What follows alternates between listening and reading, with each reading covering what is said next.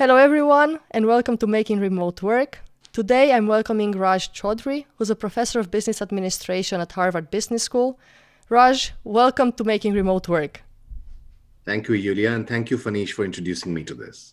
Would you be okay to introduce yourself and your research, particularly as related to remote work? Sure. So I'm an associate professor at HBS, and what I study can be broadly thought of as the geography of work. So that entails two streams. I've been studying for a while the productivity outcomes of mobility, geographic mobility. So when people move across borders, and these could be national borders, could be state borders, how is innovation outcomes, how is productivity impacted? Connected to that, I got interested in studying immobility, the constraints and the costs that lead people not to move. And once I was studying that, I got really intrigued by remote work, especially the versions of remote work which do not need people to move. So where you have flexibility over geography. So we call that geographic flexibility. So the three streams of my research broadly could be thought of as studying geographic mobility, trying to understand geographic immobility, and then trying to understand geographic flexibility, which is the remote work from anywhere stream. Perfect, thank you. I think these past days you have been asked quite a lot to do a lot of interviews, write articles on what's happening right now with the pandemic, right, and remote work. What would be some of your current reflections on what's happening? Sure. So no, I think the first reaction, of course, is it's very different from what is the steady state, the normal state I've been studying, especially with my research with the US Patent Office and GitLab. So this is nothing like those normal steady state discussions. So I can, tell you from my personal experience that, this is a very different regime where you don't have the supporting mechanisms such as, that separate family and work. So, right now I'm working with two boys in the house and like everyone else. But, just trying to understand the current situation, I think many people are starting projects to do that. And, we don't have a lot of insights, of course, it's very early days. But with Wesley Koo and Sheena Lee, who are both at INSEAD, we just finished a working paper. So I can talk briefly about that if you want. That would be really nice. Yeah, so we essentially framed the study as understanding how workers are reacting to this crisis, because this is a crisis. And the starting point for us was the paper by Seth Carnahan and David Krasinski and Dan Olson in AMJ, where they looked at how lawyers reacted to the 9/11 crisis. And they essentially, I think, make the argument that workers in a crisis want to make pro-social contributions. In that context, it was through pro bono hours. And firms which encourage these management practices also create value because you experience less turnover. Now, this crisis is huge. It's like 9/11, but it's very different because of social distancing.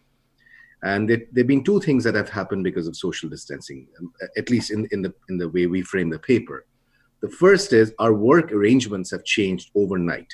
So some people are working from home, but some people cannot work from home. Like if you are in the manufacturing industry or computer hardware manufacturing, you cannot work from home, at least not now. The second thing is our ability to make physical social contributions is not there. We cannot go and volunteer in a food bank or do pro bono hours. So what we did is we studied this context of online social contributions in China.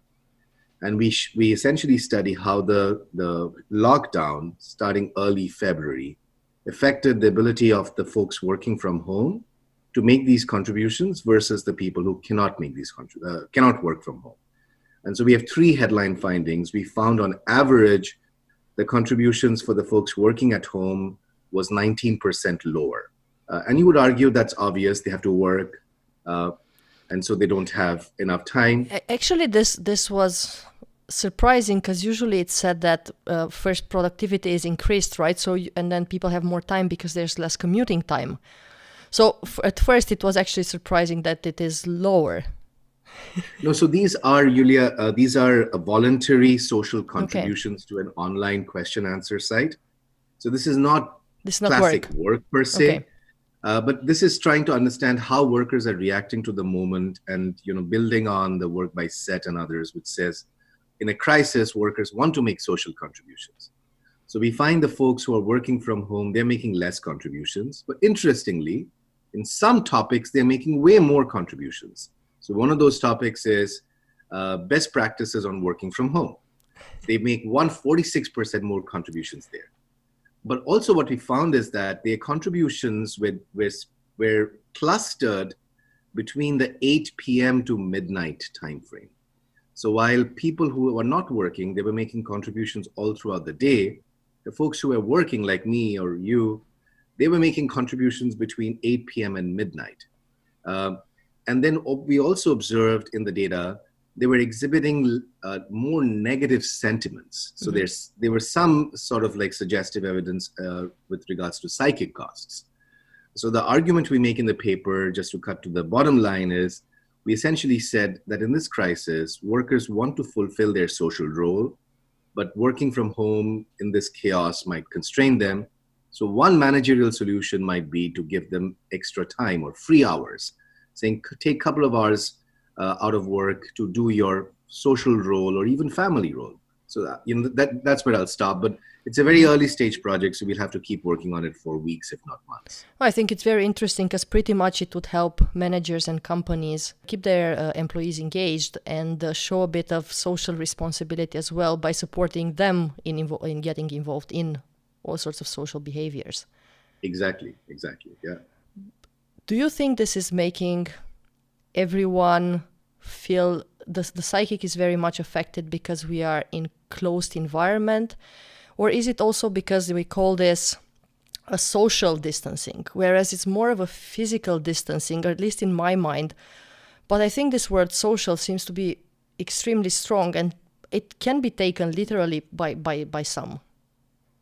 That's true. And that's a great point people should study. And that's why we got really also attracted to our outcome measure, which is social contributions online. Mm-hmm. So yes, we cannot, as you said, physically interact with each other, but we can always interact with each other online. And just yesterday, I was reading a New York Times article which says that making these online contributions is really, really uplifting in many ways. So even if so in our context, we look at contributions related to answering questions about work-family balance and how to work from home. But even if you're posting a funny video of your kid, and if like people are smiling at that end of the day, that's a good thing, right? So I think we should encourage that. True, and even if you're posting pictures with flowers or whatever, something that is not related to the pandemic, because all the media outlets, this is the only thing we hear about. So I think it does influence us very much when we sit at home, and that it's the only news that right. we have. What kind of data are you collecting right now, and what are you looking to find out? What's interesting for you? And I can tell you where I'm coming from. I had a discussion yesterday with Marco, and then we concluded after a survey ran on LinkedIn that it would be really nice for companies, and it's a very good time to experiment, collect data, analyze data, and then understand, hey, is remote work good for you? How can you put it in practice? How are social networks functioning in your company just by looking at email and so on? So what I'm looking for is, are you looking into any kind of data that maybe companies should start collecting so it can help with the research, so we can get better knowledge out of this crisis? Mm-hmm. No, so absolutely. And I'm in the middle of a few discussions like that. But the thing is, managers are also trying to just manage the moment. And I totally understand that and pay respect to that. So it's been tougher than usual to engage on saying, let's go and design or find a appropriate design that exploits the natural variation in something. Mm-hmm. But I'm hopeful that over the next few weeks and months, both myself and other researchers will be able to find really interesting settings. But as you said, in the past, that's exactly been my sort of go-to method. I look for natural experiments, and I can talk more about the US Patent Office study that was done about 2 years back, where we looked at remote work and working from anywhere. Yeah, so let's go there, because I think that works really nicely with all the talk that we had so far on all remote companies. This is a hybrid company that you are talking about. It is. It is. So the US Patent Office started, so they have different forms of remote work, and the most traditional form they started in, around 2003 was working from home. They called it PHP, and under that, the contract was that you could work from home 4 days a week. So you had to come 1 day a week to Alexandria, Virginia.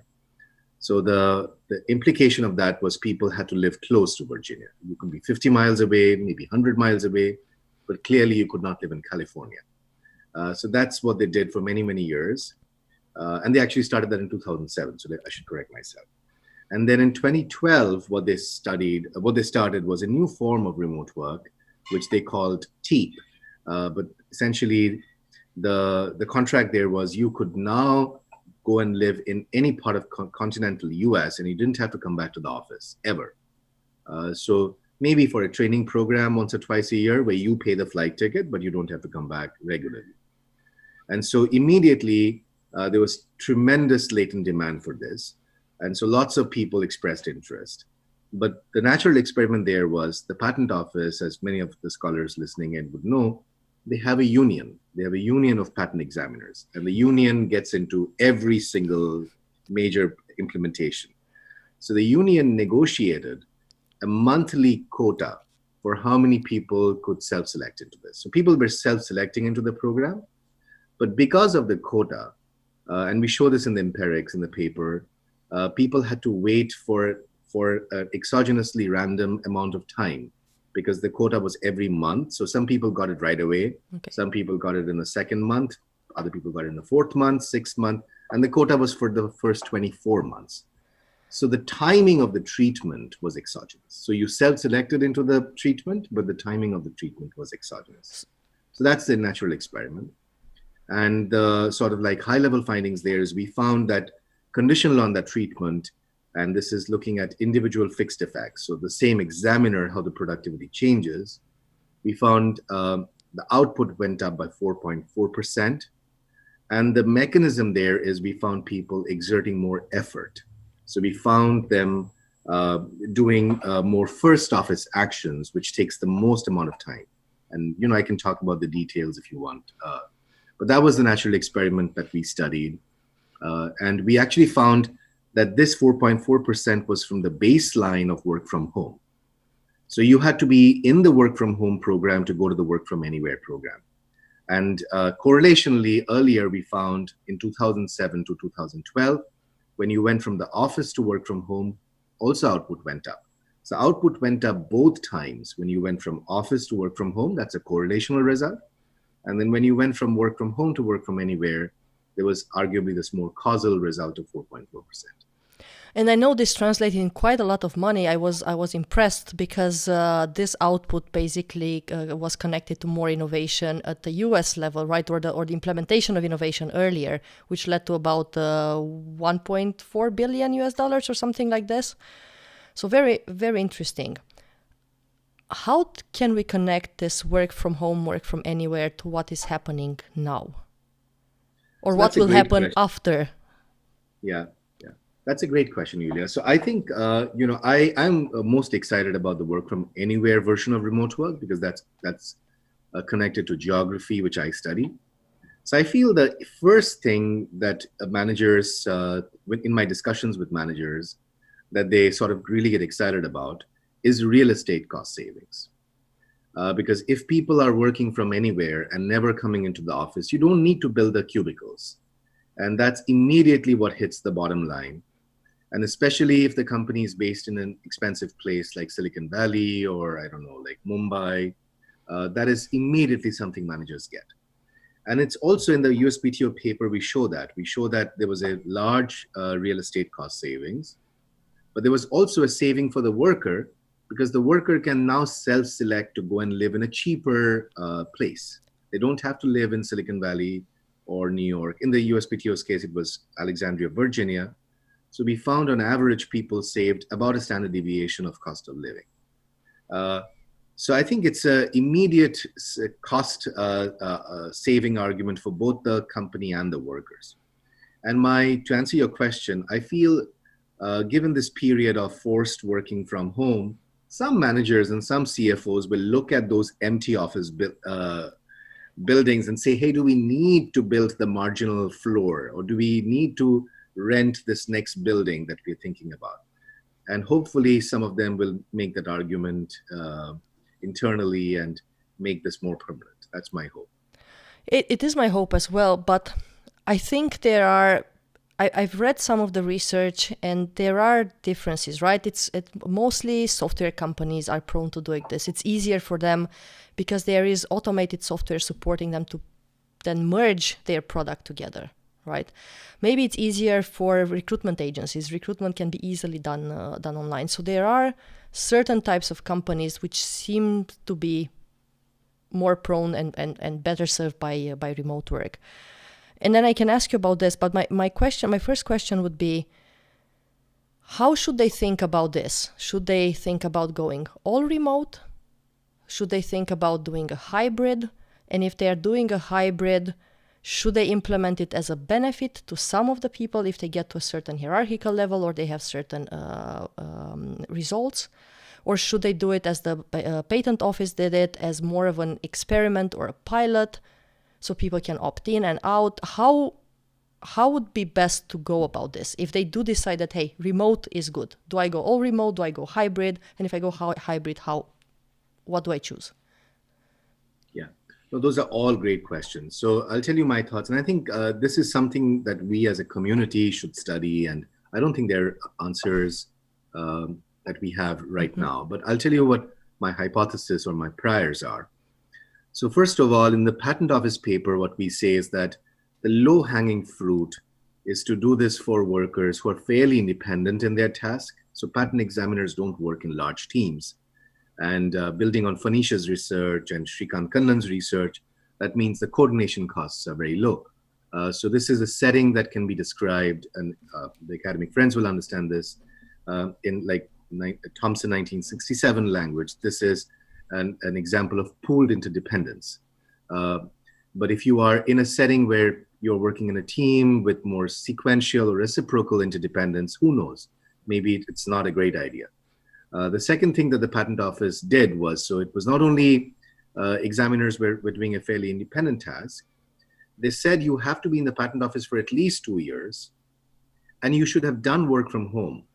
And then only we'll allow you to self-select into work from anywhere. So those two conditions essentially mean that you know some folks and you have an internal intra-firm social network. So even when you are in Florida, you can call someone if you get stuck on a prior art search. So they took care of the coordination problem, they took care of the learning problem. But that was my prior till I started my work with GitLab. And GitLab, as you know, is an all remote company. And yes, their product is very amenable to this kind of work arrangement. But there, I think what really struck me as an insight, and I just published the case, the HBS case on GitLab, and we're doing some research now. What struck me was the C-suite in GitLab is like any other C-suite.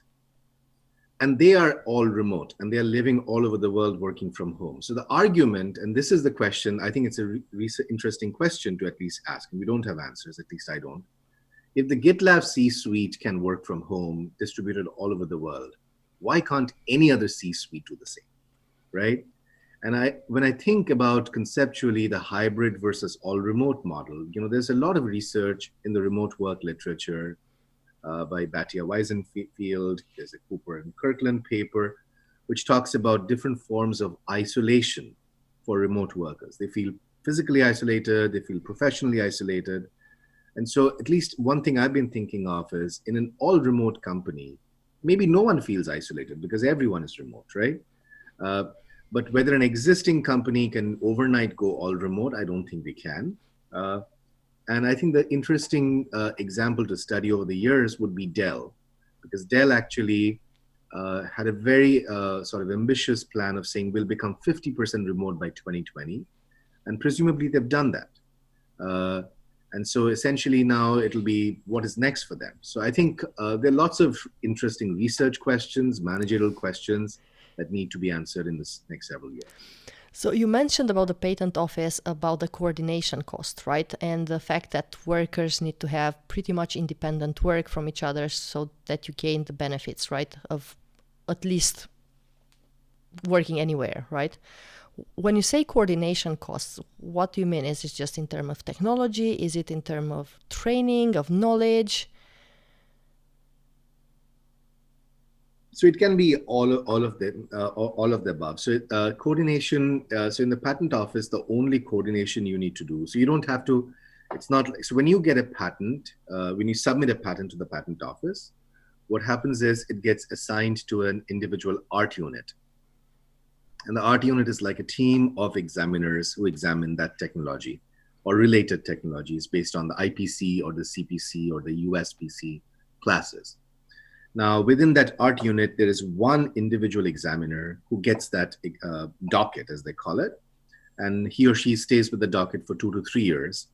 And there are multiple rounds of revision, but it's not that that examiner is doing part of the examination of the docket and someone else is doing some other part. So then there's no sort of coordination there. The only coordination is that there are the patent examiners are distributed on a vertical hierarchy, which they call the GS system. So it goes from GS 5, 7, 9, then 10, 11, 12, 13, 14, 15. And if you are GS 12 or below, then you have to get your work checked by a supervisor. That's it. That's the only coordination. If you are GS 13, 14, 15, you can sign your own work. But in a different setting, if we are building like a, some product or I don't know, something else, where I'm doing part of the work, you are doing part of the work, and your piece needs to be compatible to my piece, then there's presumably more coordination. We have to share information, we have to share knowledge, we have to presumably sequence our time. And, Fanish has done a lot of work on tacit coordination mechanisms in distributed teams. So we have a fair amount of literature there. But the patent office is really the low-hanging fruit because there's almost no coordination. And they only allowed very experienced people to do this. But my work with GitLab just makes me think whether there are different coordination mechanisms and different socialization mechanisms that can be put in place to make this more general. So that's, I think, an open question. So what have you seen with GitLab so far? So they actually, the most interesting thing that I found in that setting was that how they communicate very differently. So in a traditional company, our communication, a lot of it is synchronous, right? So synchronous could be face-to-face, tapping your shoulder, or through like Skype or Zoom or these. But in GitLab, they have this management organizational process that they call Handbook first. So what that is they have this company-wide handbook, which can be thought of as codifying the organizational knowledge or the organizational code. And they really, really emphasize people updating that handbook asynchronously. So you don't have to do it in real face-to-face. So I think the easy way to understand this, and this is what I've been explaining to other people in other settings. So imagine you and I work on a project. We can open a simple Google Doc or a Slack channel, and then you're working in different time zone than I am. And what I can do is I can really in detail write down what I did in the Google Doc or the Slack channel so that you wake up, you read what I've done, and there is no information loss.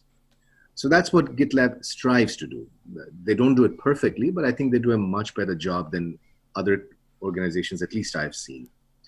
And I feel that is really critical to how they manage their coordination, they manage their learning. So this asynchronous sort of handbook first is one of the processes I thought was very interesting. The other one is they do these virtual water coolers, because one of the problems is professional isolation or just the physical isolation, right? And especially if you're an introvert, maybe you're not motivated to reach out on your own and get to know your colleagues.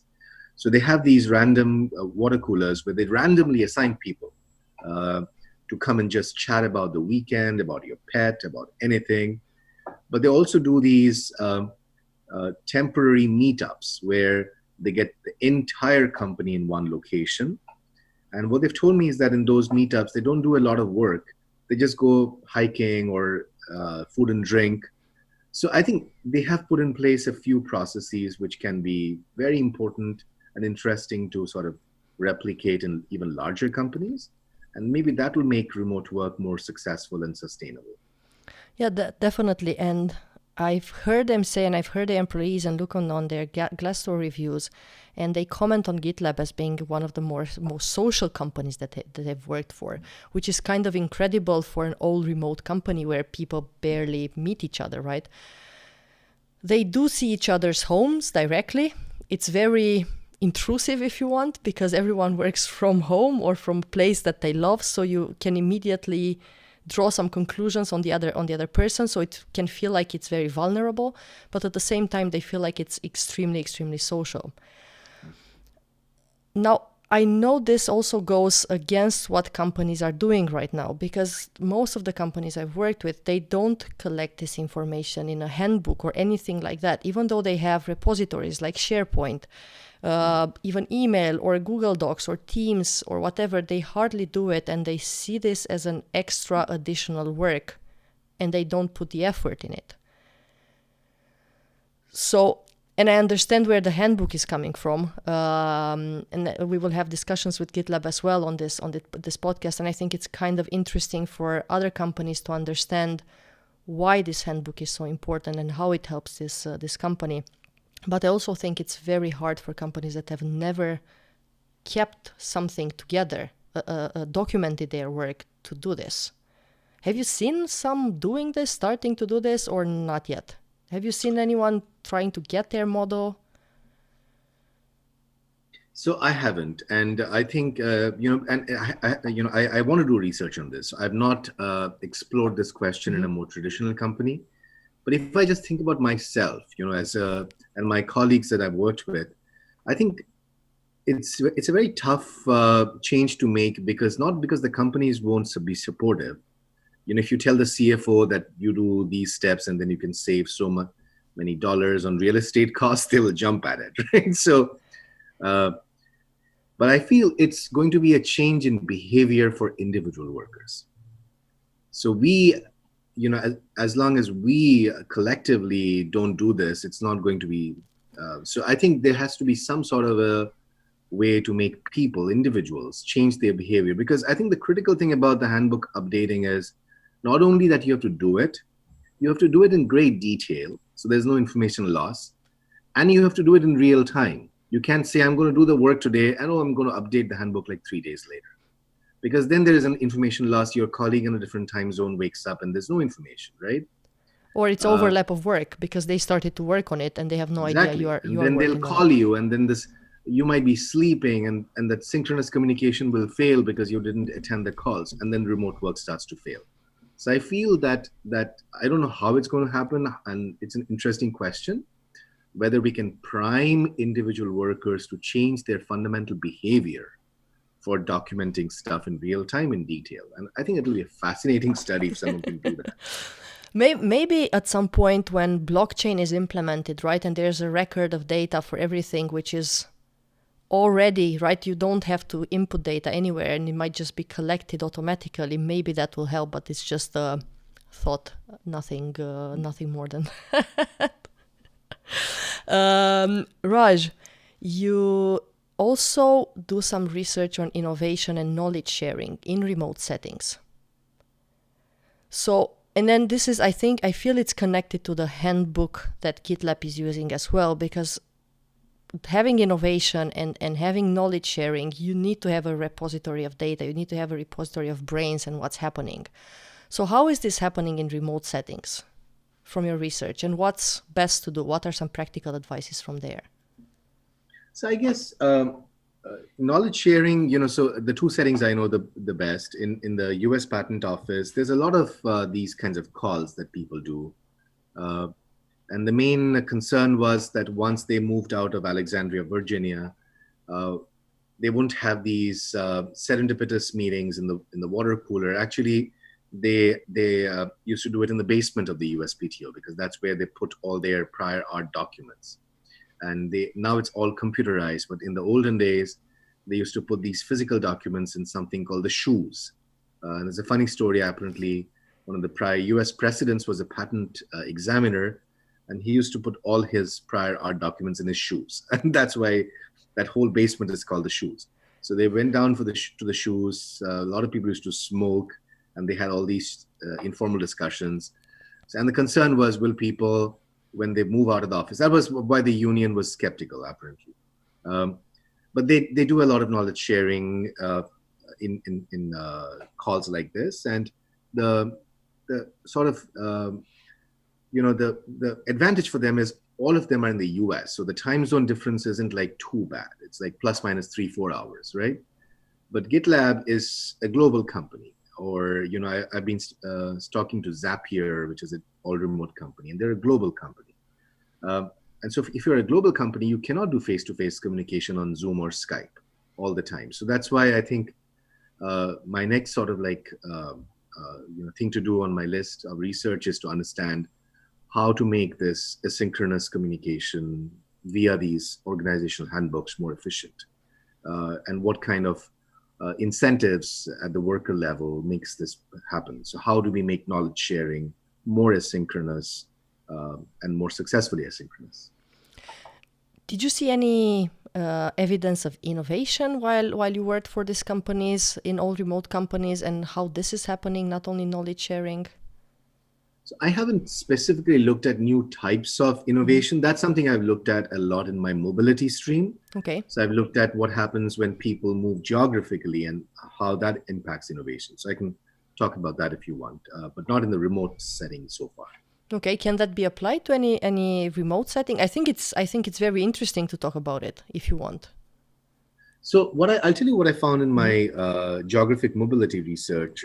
So in the SMJ paper with Do-Yoon Kim, so what we found is when migrant inventors move across geographies, they are carrying this knowledge which might be locked in the local geography for many, many years because it's very tacit. So the practice of that knowledge needs actually the person to move. And so when they move to a different geography, so the setting that we studied was traditional medicine, and we looked at this exogenous shock to H-1B visas in the US, and which led to a supply shock of Chinese and Indian inventors joining US pharmaceutical companies. And then we conducted diff and diff because we looked at certain US pharma companies were exempt from this visa shock because they found a backdoor. So we conducted diff and diff, and we found that the supply shock led to more innovation in herbal medicine. But I think the really interesting finding in that paper, at least in my mind, is that once the migrant inventor was bringing the knowledge of the herb, saying turmeric has an anti-inflammatory property. And that was the first patent that was filed on turmeric. But then subsequently, my recollection is there were 17 more patents in the time frame we studied. And the subsequent patents were actually not something that was known in India. So it was adding some synthetic compound to turmeric. So that is what we characterized as knowledge recombination. Mm-hmm. And so we then essentially we found that for these recombination patents, the ethnic inventor was working in many cases with locals. And then we looked at this phenomena over many, many contexts, starting with, the Russian mathematicians moving, something George Borjas and Ina Ganguly have studied, and my co-author Kirk Doran. And we found the same pattern over and over again, that the migrants bring some specific knowledge. And then in the second stage, they work with the locals to recombine. And these recombinations are new to the world ideas. And I think the most interesting setting is food. So, there was no Kung Pao chicken in the US, and I don't think it's a dish in China. Or there is no Philadelphia cream sushi in Japan. But, all these really interesting recombinations happen when migrants work with locals. Now, will the same sort of phenomena play out in remote work? Maybe because the company can get more geographically distributed. So today, I think the one thing I've been thinking of is why all remote or work from anywhere is really important, because, people cannot move. So if I'm from Iran, as some of our colleagues are, they will not give a US H-1B visa, even if you're extremely brilliant, right? But an all remote company, you don't have to come to the US physically. So maybe the extremely bright knowledge worker in Iran or China or any place where it's now tougher to come to the US, they can bring that local knowledge and maybe we'll see the same recombination patterns. I didn't think about it. That's really interesting. I think it can be interesting even to study. I'm not sure if you did it already or not. Remote research and development centers, right, where you have people from various countries, especially it's Eastern countries, right? You have India, you have China, you have Romania, where you have what's called Best Coast countries and Best Coast engineering centers, which work a lot with headquarters and the other people in other cultures. And I think this kind of combination of cultures and then people moving afterwards from one location to another, it does bring a lot of benefits, at least from my experience. I'm not sure if you looked ever at offshore R&D centers.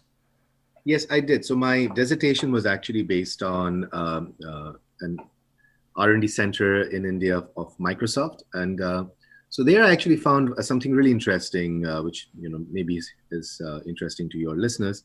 So I found essentially that though these Indian inventors, so first of all, I found that when the return migrants go back from Redmond to set up this center in India, they are not only doing really interesting things in India, they are passing their knowledge to their direct reports.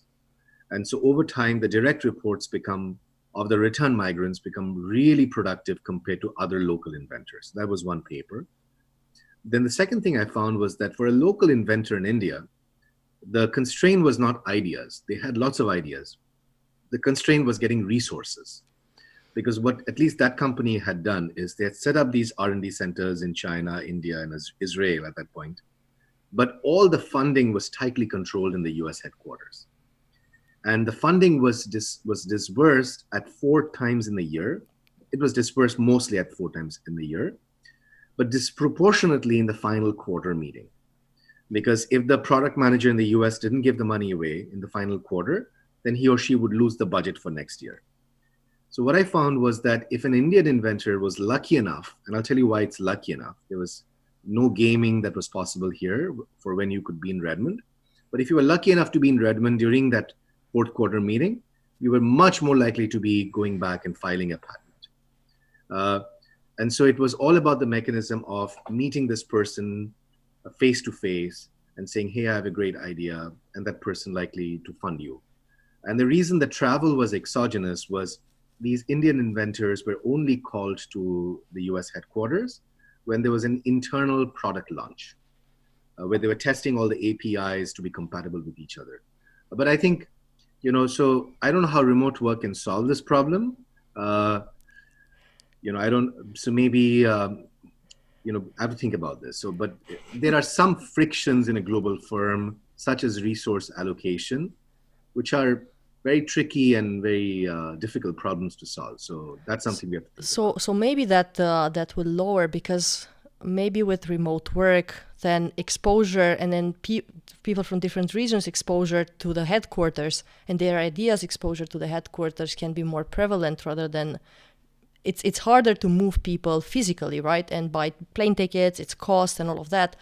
But it's way easier to listen via a conference or to have an online conference where you hear everyone's ideas. So why not? It might be good. And I also think that talking about this handbook and putting all this tacit knowledge in a sort of repository, that would help also, because it doesn't stay only in one country, in one location, but it moves around the globe, and then others can do something maybe better with that information and that knowledge. No, that's true. And also additionally, we talked about this earlier. So this is very similar to the setup in that context in the Indian R&D Center was very similar to a hybrid remote context, where many of the inventors were in Redmond in the US headquarters with the ability to meet the product managers face to face. But the Indian inventors and the Chinese inventors didn't have that. But if hypothetically that company moved to all remote, then no one can barge into the office of the product manager exactly. and say, So I think that's interesting. But the question is, how long will it take for these traditional companies to become all remote? So that's probably something overnight. I think I already heard you say that you think the world is going to change after this, right? And more companies will start to think about going remote, whether that's a hybrid, just a part of the company, part of a hierarchical level or whatever, but more and more companies will think about it, even if only for cost reasons, right? For just not paying for office space. What do you think would be, from what you see right now and from what you see also in this crisis, what do you think will help them? What do you think will block them? What would be the costs and maybe some, I'm not sure if you start thinking about some long-term consequences of moving all remote, because now it might seem like it's the holy grail, but maybe in 10 years we wake up and say, nah, maybe not. I think the consequences can be profound. So, and this is where the community of scholars can really advance the knowledge. So I'll tell you the things I've been thinking about. So I'm working on a project with an organization called Tulsa Remote. And so what they're doing is for the last 2 years, they have incentivized individual workers and their families to relocate to this town called Tulsa, Oklahoma. And it's a small town in the middle of America. And they pay you $10,000 for relocating, and they find you a shared office space, and they find you a house in a decent neighborhood. So they'll do all the relocation help. And it's funded by this foundation called the George Kaiser Foundation. Interestingly, most of the people who are going back, and they got like hundreds of applications, are not from Tulsa, Oklahoma. They are from other parts of the US, but the motivation for them to go back is cost of living savings. So it's cheaper to raise a family in Tulsa, Oklahoma compared to Silicon Valley. And they're all working remotely. But I think if this becomes a trend, especially after this crisis, then you might see return migration of talent to smaller towns in America. You might see people going back to their home countries. So I'm from India, I've really old parents there, and I am fortunate that my research takes me there 3 or 4 times a year. But I think about my parents all the time. So if more companies become all remote or hybrid remote, we might see reverse brain drain.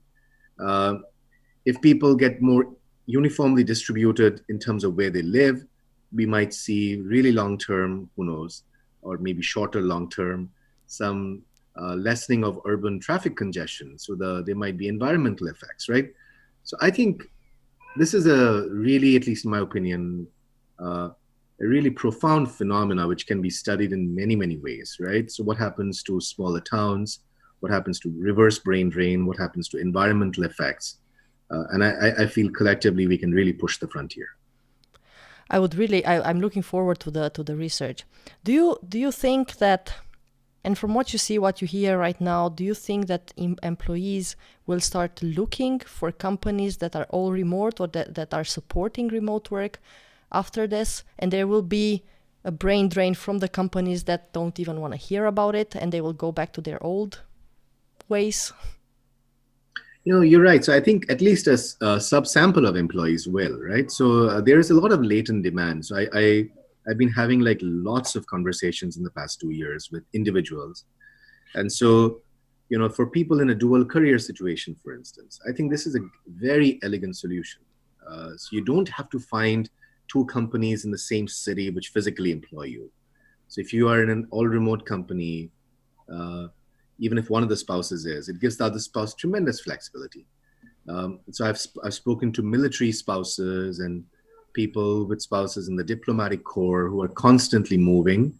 And for them, the only way they can have any continuity in their career is all remote. I've spoken to people, especially my Chinese students at HBS, who are very concerned about getting an H-1B visa or getting their H-1B visas renewed after 4 years. So I feel for them, and for people from many other countries, this is a very, very attractive option. So I feel that latent demand was there even before the crisis. And I expect that in this crisis, there'll be some people will not like this experience because this is not normal remote, as we said. The kids being at home, you can't go to the gym. But some people will say, hey, I really enjoy this. I didn't realize that driving is such painful. And maybe those voices will become stronger. And as long as some companies understand that, they can arbitrage that, right? So GitLab today is really, really arbitraging the global. So we didn't talk about hiring, but if only a subsample of companies are doing this and others are not, then the companies which are doing this, they can hire talent more. And so I feel, many companies will see this, the real estate cost savings, the hiring advantages, and I feel and even productivity advantages, right? Because there seem to be productivity advantages as well. Yeah, at least in some settings, yes. Yeah.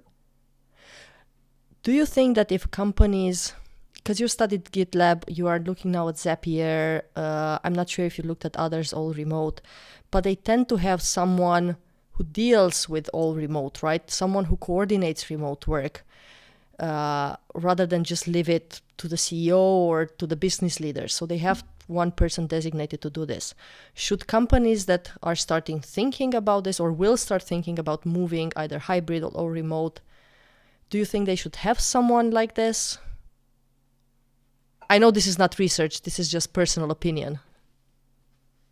No, so it's an interesting question. So I'll tell you my, and this is of course something I've not done research on, so I'm just telling you my opinion. I feel the strongest signal can come if the C-suite does it. Okay. If the C-suite does it, I think it sends a very strong signal that being remote, working from home, working in your pajamas is fine, right? And you're not losing out on information or resources or dollars by not going to an office every day. So I feel if a company is really serious about this after the crisis and sees the benefits of this, just an interesting hypothesis might be to say, the C-suite go remote, right? And then that can act as a signal, presumably, for then the middle managers, and then it might have a domino effect through the organization. Very interesting. Thank you for answering. And Raj, I have one more question that was on my mind. And this is working from home and building routines. I'm not sure if you've done research on it, but what's your view on routines? Because I feel that where we are right now with this pandemic, the normal things that you would do in a remote setting are no longer there. Would you recommend any sort of routines that employees and employers alike should implement so that they go through this period a bit more smoothly? So I haven't done research on it, and I know there are scholars who've done lots of work on how individuals and organizations form routines. So the only one study that we just finished the working paper, we saw some evidence that people are struggling with that. So the people working from home were up till midnight or even 1 a.m. making these social contributions. So, and I can tell you from my personal life, it's been really tough to get a routine, especially with the kids at home. So, but I think this is a great opportunity for also people to do research, right? And say what is important. Do we set alarms for ourselves? Do we set boundaries with family members? Do we set boundaries with our own, with ourselves, saying that now is the time to get up and go for a walk, right? Because at least talking to some friends, you could be sitting on a couch all day and working. And so I feel there are multiple things that need to be studied in terms of our work routines, our personal routines, and how they need to be streamlined, and how we can have good work-family balance, work-life balance. But I've not done research on that, but I think it's a great question that needs to be studied. Which is very nice, because at least with this natural experiment, we can learn very much. Sure, absolutely, yeah. Raj, is there something that I didn't ask you and you think it would be very interesting for our listeners to understand, learn, put in practice? I think you were very comprehensive and very thoughtful. Thank you very much. And thank you very much for taking the time to do this with us, Raj. Sounds good. Thank you, Yulia. Yeah, take care. Thanks, take care.